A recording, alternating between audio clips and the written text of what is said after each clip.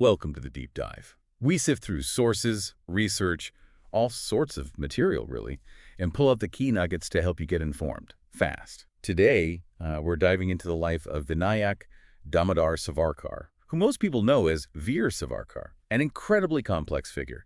And the big question, I suppose, is, how do we actually understand him?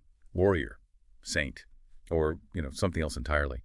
We've got a lot of different sources here to help navigate his, well, very dynamic and debated life. Our mission, to distill the key insights and help you connect the dots. Yeah, it's true. Savarkar is definitely one of those figures who sparks really strong reactions, different interpretations, makes him hard to pin down.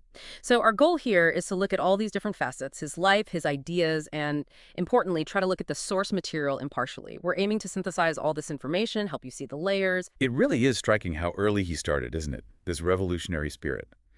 Born 1883, Bagar, Maharashtra. And right away, almost, he's organizing. Our sources mention this youth group, Mitramela, which then becomes Abhinav Farad, a secret society, right? Wow. Focused on kicking the British out. Exactly. And not just through talk, either. He believed in armed resistance from quite early on, and he was deeply inspired by Giuseppe Mazzini, the Italian revolutionary.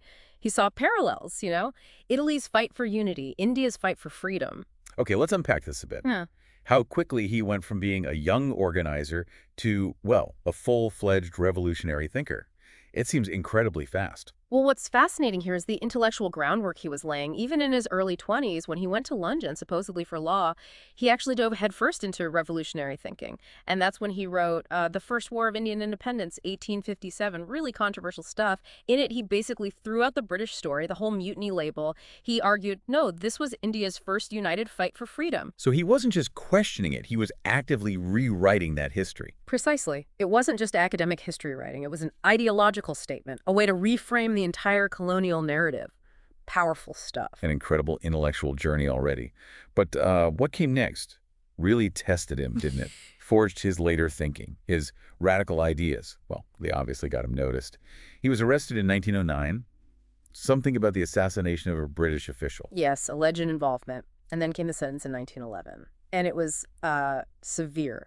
2 life terms, 50 years total, deportation to the cellular jail in the Andamans. The infamous Kala Pani. Exactly. And the conditions, our sources paint a grim picture.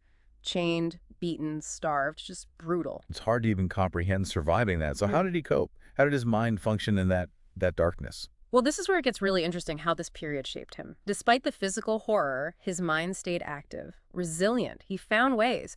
Writing poetry on the walls with charcoal, memorizing thousands of lines, apparently, mentally drafting ideas, philosophy.